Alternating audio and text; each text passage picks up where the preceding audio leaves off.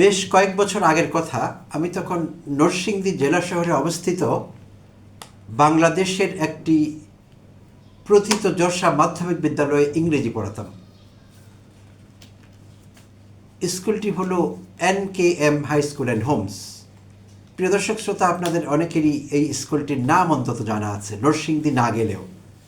NKM high school and homes এইটি ফলাফলের দিক থেকে বাংলাদেশে প্রায়শই বা বলতে গেলে বিরতিহীনভাবে শীর্ষস্থানে থাকে NKM high school and Homes.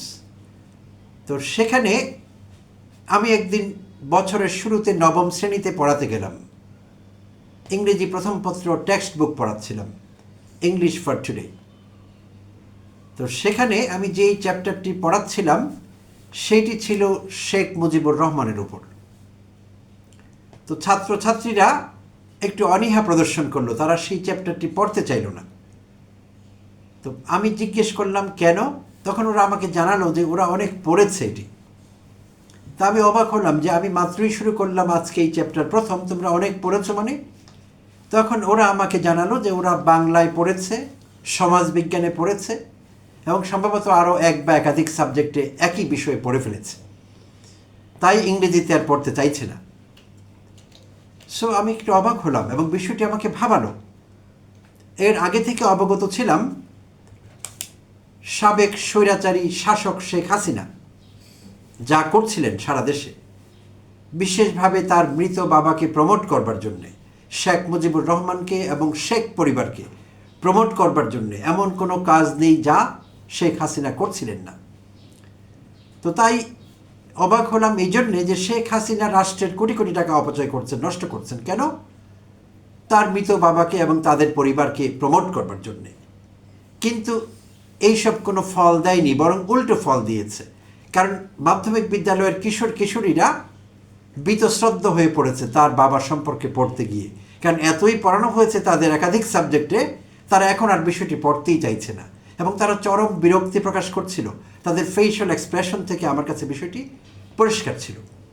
তো যাই হোক, আমি তাদেরকে একটি ভিন্ন কৌশলে, আমি তখন বললাম ঠিক আছে পড়েছ, ভালো কথা, বিষয়বস্তু সম্পর্কে তোমাদের জানা আছে, তো আজ চলো ইংলিশ টার্মগুলো, বাংলায় পড়েছ সো ইংলিশ ইকুইভ্যালেন্ট টার্মগুলো যাতে তোমরা শিখতে পারো সেই জন্য এই টপিকটি পড়ি, অন্য কোনো উদ্দেশ্য নেই।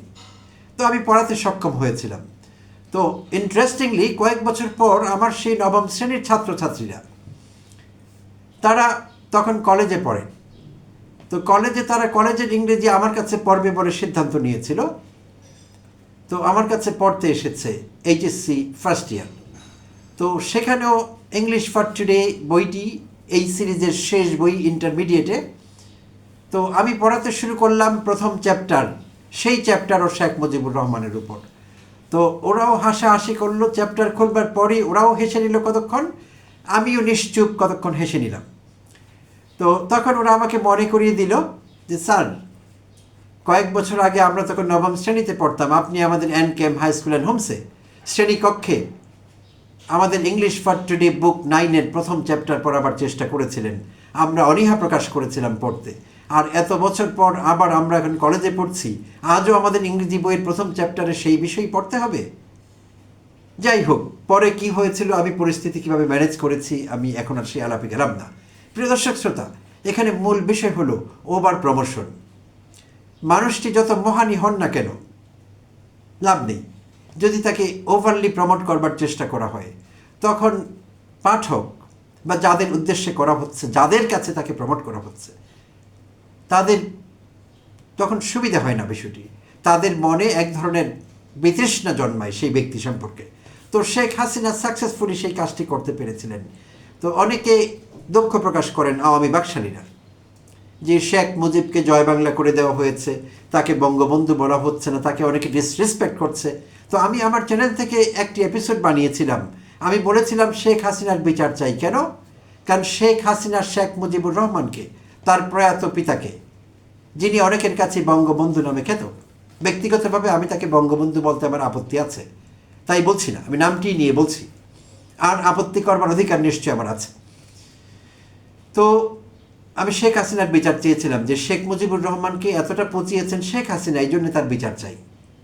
এনিওয়ে, তো প্রিয় দর্শক শ্রোতা, আজ আসলে আমার এই আওয়ামী বাকশালীদের নিয়ে কথা বলার উদ্দেশ্য ছিল না এপিসোড করা, ভিন্ন একটি কারণে করছি। সিমিলার একটি বিষয় নিয়ে কথা বলবো। গত ৩ জুন প্রাথমিক গণশিক্ষা মন্ত্রণালয় কর্তৃক প্রাথমিক শিক্ষা অধিদপ্তরকে একটি চিঠি পাঠানো হয়। তো সেই চিঠিতে তাদেরকে বলা হয়, প্রাথমিক শিক্ষা অধিদপ্তরকে, এটি একটি অফিস আদেশে বলা যেতে পারে, সেখানে তাদের কাছে মন্ত্রণালয় চাইছে যে সেই প্রাথমিক শিক্ষা অধিদপ্তরটি বাংলাদেশের সকল প্রাথমিক বিদ্যালয়ের লাইব্রেরিতে এক সেট বই রাখতে হবে বাধ্যতামূলকভাবে, 3টি বইয়ের একটি সেট। আর সেই বইগুলো কি? প্রেসিডেন্ট জিয়া রাজনৈতিক জীবনী, বেগম খালেদা জিয়া জীবন ও সংগ্রাম, এই দুটো বই লিখেছেন প্রয়াত প্রখ্যাত জ্যেষ্ঠ সাংবাদিক, লেখক, গবেষক এবং ঢাকা বিশ্ববিদ্যালয়ের জার্নালিজমের শিক্ষক এক সময়ের মাহফুজুল্লাহ, প্রয়াত। তো এই দুটো বই মাহফুজুল্লাহ লিখেছেন, প্রেসিডেন্ট জিয়া রাজনৈতিক জীবনী, বেগম খালেদা জিয়া জীবন ও সংগ্রাম। আরেকটি বই আমাদের বর্তমান প্রধানমন্ত্রী তারেক রহমান লিখেছেন, সবার আগে বাংলাদেশ। তো এই 3টি বইয়ের একটি সেট বাধ্যতামূলকভাবে প্রাথমিক বিদ্যালয়গুলোর লাইব্রেরিতে রাখতে হবে, এই মর্মে অফিস আদেশ জারি করা হয়েছিল প্রাথমিক শিক্ষা অধিদপ্তরের উপর তাদের কাছে। তো সেইভাবে প্রস্তুতিও চলছিল হয়তোবা, বাট ইতিমধ্যে সামাজিক যোগাযোগ মাধ্যমে এবং জনপরিসরে বিষয়টি নিয়ে ব্যাপক সমালোচনা হয়, বিরূপ সমালোচনা পুরোটাই। এই আইডিয়া কেউ ভালোভাবে নেননি, এমনকি যারা বিএনপি মনা তারাও নেননি, কারণ তাদের অনেকের যারা সচেতন তাদের মনে আছে হাসিনা কিভাবে তার বাবাকে, তার মাকে, তার ভাইকে তথা শেখ বংশকে জয় বাংলা করেছিলেন সাকসেসফুলি, ওভারলি প্রমোট করতে গিয়ে। তো সে কথা যাদের মনে আছে তারা বিষয়টি ভালোভাবে নেননি এবং ভালো উদ্দেশ্যেই ভালোভাবে নেননি। তারা চাননি বর্তমান প্রধানমন্ত্রী জনাব তারেক রহমান তার প্রয়াত মা বাবাকে, যাদের রয়েছে বাংলাদেশের কোটি কোটি মানুষের হৃদয়ে একটি বিশেষ স্থান। আমি নিজেও শহীদ রাষ্ট্রপতি জিয়াউর রহমানের বিশাল বড় একজন অ্যাডমায়ারার এবং ফ্যান, এবং প্রয়াত প্রধানমন্ত্রী বেগম খালেদা জিয়াকে আমি অ্যাডমায়ার করি। তো তাই আমি ওইটি চাইতে পারি না, কারণ এইটির ফলাফল কি হয়, কনসিকুয়েন্স কতটা খারাপ হতে পারে, কতটা বিভৎস হতে পারে, সেইটি আমরা হারে হারে এখন টের পাই, সবাই বুঝি। আওয়ামী বাকশালী বুঝি কিনা জানি না, আমরা কিন্তু বুঝি। তো প্রিয় দর্শক শ্রোতা, তো যখন এই আলোচনা চলছিল, আলোচনা সমালোচনা যেটির কথা বলছিলাম, যে কেন এটি করতে হবে, এই বইগুলো কেন প্রাইমারি স্কুলে বাধ্যতামূলকভাবে রাখতে হবে, এই সমালোচনার পরিপ্রেক্ষিতে আবার আরেকটি পরিপত্র কিংবা অফিস আদেশ জারি করা হলো। সেইটি জারি করা হয়েছে গতকাল 6 জুলাই সোমবার। তো সেখানে বলা হয়েছে আগের আদেশটি বাতিল করা হলো, আর সেইটি সাইন করেছেন মন্ত্রণালয়ের উপসচিব রওশনারা পলি। তার স্বাক্ষরিত অফিস আদেশে বলা হয়েছে যে গত মাসে ঈদুল আজহার আগে যেই চিঠি ইস্যু করা হয়েছিল, পরিপত্র জারি করা হয়েছিল যে এই 3 বইয়ের একটি সেট সকল প্রাথমিক বিদ্যালয়ে রাখতে হবে, সেই নির্দেশটি বাতিল করা হলো। তো প্রিয় দর্শক শ্রোতা, এইটি হাস্যকর হলো বিষয়টি। কেন এমন একটি আদেশ জারি করতে হয়েছিল? প্রথমত, কেনই বা এটি বাতিল করতে হলো? এইটির কনসিকুয়েন্স কি তারা বুঝতে পারেননি যারা এই আদেশটি জারি করেছিলেন? হ্যাঁ, আমি জানি অনেকে সরল মনে হয়তো বলবেন, তারা তো সরকারি অফিসার, তারা জারি করেছেন, তাদের কি দোষ? প্রধানমন্ত্রী তো জনাব তারেক রহমান। প্রিয় দর্শক শ্রোতা, আমি হলফ করে বলতে পারি, হলফ করে, বর্তমান প্রধানমন্ত্রী এই কথা বলে দেননি। তিনি প্রাথমিক ও গণশিক্ষা মন্ত্রণালয়ের কাউকে বলেননি। এই মুহূর্তে 3 জন মানুষ মুখ্য যারা এই মন্ত্রণালয় নিয়ে কাজ করছেন, একজন শিক্ষামন্ত্রী আহসানুল হক মিলন, আরেকজন শিক্ষা প্রতিমন্ত্রী ববি হাজ্জাজ, আরেকজন শিক্ষা উপদেষ্টা মাহাদি আমিন, প্রধানমন্ত্রীর শিক্ষা উপদেষ্টা। তো এই 3 জন মানুষ কাজ করছেন বিষয়টি নিয়ে, আর সরকারি কর্মকর্তারা তো আছেনই মন্ত্রণালয়ের অধীনে বিভিন্ন অধিদপ্তরে, দপ্তরে। তো এই কাজ তাদের মধ্যে উৎসাহী কেউ করেছেন, এতে কোনো সন্দেহ নেই। তো কেন তারা করেছিলেন? কারণ তারা ছিলেন, আমি তাদেরকে লোক হিসাবে মায়োপিক মনে করি, ক্ষীণ দৃষ্টি সম্পন্ন। তারা কনসিকুয়েন্স বুঝতে পারেননি। তারা বুঝতে পারেননি মাত্রই আমরা এগুলো থেকে মুক্তি পেয়েছিলাম, বেশি দিন আগে না, 5 আগস্ট 2024, জুলাই গণ অভ্যুত্থান পরবর্তী সময়। আর জুলাই গণঅভ্যুত্থান যতগুলো কারণে হয়েছিল, যতগুলো কন্ট্রিবিউটিং ফ্যাক্টরস ছিল, এর মধ্যে একটি ছিল over promotion, undesirable and over promotion Mujib এবং শেখ পরিবার। তো আমরা তো তাড়াতাড়ি সেটি ভুলে যেতে পারি না। তাই এই অতি উৎসাহী লোকটিকে আমি জানি না, এই তিনজনের একজন, কোনো কর্মকর্তা আমি জানি না, আমি গ্যাস করছি তাদের কেউ। আর প্রধানমন্ত্রী তারেক রহমান যেটি বলতে পারেন না এমন কথা যে আমাদের পরিবারের 3টি বই পাঠ্য করে দাও, বাধ্যতামূলক করে দাও স্কুল লাইব্রেরিতে, তিনি এমন কথা বলতে পারেন না। কারণ অতি সাম্প্রতিক ঘটনা, প্রিয় দর্শক শ্রোতা, ঢাকার কেরানীগঞ্জের হজরতপুরে টিটিসি টেকনিক্যাল ট্রেনিং সেন্টার, সেটি তৈরি করা হয়েছিল প্রবাসী কল্যাণ ও বৈদেশিক কর্মসংস্থান মন্ত্রণালয়ের অধীনে। এটি একটি ট্রেনিং সেন্টার বিদেশগামীদের জন্য, যারা বিদেশে গিয়ে টেকনিক্যাল কাজ করবেন, আমাদের জন্য ফরেন কারেন্সি আর্ন করবেন। তো সেখানে প্রবাসী কল্যাণ মন্ত্রণালয় থেকে এবং বৈদেশিক কর্মসংস্থান মন্ত্রণালয় থেকে একটি সার সংক্ষেপ তৈরি করে এই বিষয়ে প্রধানমন্ত্রীর দপ্তরে পাঠানো হয়েছিল যে আমরা টিটিসির নাম পরিবর্তন করে বেগম খালেদা জিয়া টিটিসি করতে চাইছি। প্রধানমন্ত্রী সেটি নাকচ করে দিয়েছেন। তিনি বলেছেন না, হবে না। যদি কখনো কোনো প্রতিষ্ঠানের নাম আমার মা বাবা বা কারো নামে করতে হয়, নতুন প্রতিষ্ঠান বানিয়ে সেটি করার কথা ভাবা যেতে পারে। আর এইটি না, তিনি সরাসরি খারিজ করে দিয়েছেন। অর্থাৎ তিনি নির্বিচারে তার প্রয়াত মা বাবার প্রমোশন চান না।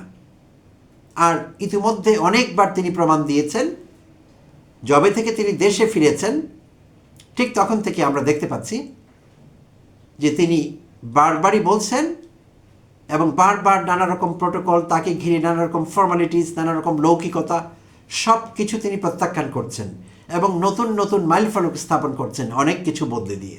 ছোট ছোট পরিবর্তন এগুলো, বাট এগুলোও ভালো। ছোট পরিবর্তনও কিন্তু যোগ হয় সামষ্টিকভাবে একটি সময় গিয়ে, আর সেটি ভালো ভালো উদাহরণ স্থাপিত হচ্ছে একটার পর একটা। যদিও তার অনেক বিষয়ে আমাদের আপত্তি আছে, দ্বিমত আছে, প্রতিদিনই তার কাছে আমার চাওয়ার আছে। জুলাই সনদ বাস্তবায়নের বিষয়টি, গণভোটকে কোনো রকম রিজার্ভেশন ছাড়া পূর্ণ মাত্রায় যেমনটি হয়েছে সেইভাবে স্বীকৃতি দেবার এবং সেই বিষয়ে কর্মসূচি নেবার দাবি আছে, বরাবরই থাকবে। সেগুলো এক পাশে রেখে তার ভালো কাজগুলো, ছোট ছোট পদক্ষেপগুলোর কথা বলছিলাম। তাই প্রধানমন্ত্রী তারেক রহমান এটি শিখিয়ে দেননি, আমি শতভাগ নিশ্চিত। অতি উৎসাহী কোনো পা চাটা মোসাহেব, কোনো গোলাম শ্রেণীর মানসিকতা, যাদের গোলামি করবার মানসিকতা, তারা কেউ এই সিদ্ধান্ত নিয়েছেন এবং শহীদ রাষ্ট্রপতি জিয়াউর রহমানকে তারা ছোট করেছেন, প্রয়াত প্রধানমন্ত্রী বেগম খালেদা জিয়াকে ছোট করেছেন, বর্তমান প্রধানমন্ত্রী তারেক রহমানকে ডিফেম করেছেন। তাই আমি প্রধানমন্ত্রী তারেক রহমানের দৃষ্টি আকর্ষণ করব, এমন পা চাটা মোসাহেব আপনি অনেক পাবেন। ইতিমধ্যে আপনি ফিল করতে শুরু করেছেন, আপনার আশেপাশে তারা আছে নানা ফরম্যাটে। কখনো তারা মেম্বার অফ পার্লামেন্ট, কখনো তারা মন্ত্রী, কখনো তারা আমলা। তাদেরকে শক্ত হাতে দমন করতে হবে। প্রিয় প্রধানমন্ত্রী, আপনার আপাত দৃষ্টিতে মনে হতে পারে যে তারা আপনার শুভাকাঙ্ক্ষী, আপনার পরিবারের প্রমোশন চাইছে, কিন্তু না, তারা আসলে আপনার পরিবারের ধ্বংস চাইছে, বুঝে কিংবা না বুঝে। আমি জানি না কোনটি তাদের ক্ষেত্রে প্রযোজ্য। তো আপনি এই বিষয়ে অ্যাওয়ার আছেন, সেটি আপনি নিজেই প্রমাণ করছেন, সেটি আমাদের অবশ্য একটি স্বস্তি দেয় কোনো না কোনোভাবে। সো আশা করছি ভবিষ্যতে এই এমপি, মন্ত্রী কিংবা কোনো দপ্তর পরিদপ্তরের কর্মকর্তা যারাই এইসব করছেন, প্রধানমন্ত্রী দৃষ্টি আকর্ষণ করবার চেষ্টা করছেন, আপনার পদে আপনি স্থায়ী হতে চাইছেন, আরও প্রমোশন চাইছেন, কিংবা বর্তমান পদের নিশ্চয়তা চাইছেন, এইসব করে কোনো লাভ হবে না। এইসব আমরা ধরে ফেলেছি বহু আগে, আর সব কিছুর জন্য হাসিনা জয় বাংলা হয়েছিল। সো এগুলোর থেকে অনেক দূরে থাকবেন, আপনি নিজেই জয় বাংলা হয়ে যাবেন, কখন কিভাবে টের পাবেন না। So be careful. ধন্যবাদ প্রিয় দর্শক, সঙ্গে থাকবার জন্য।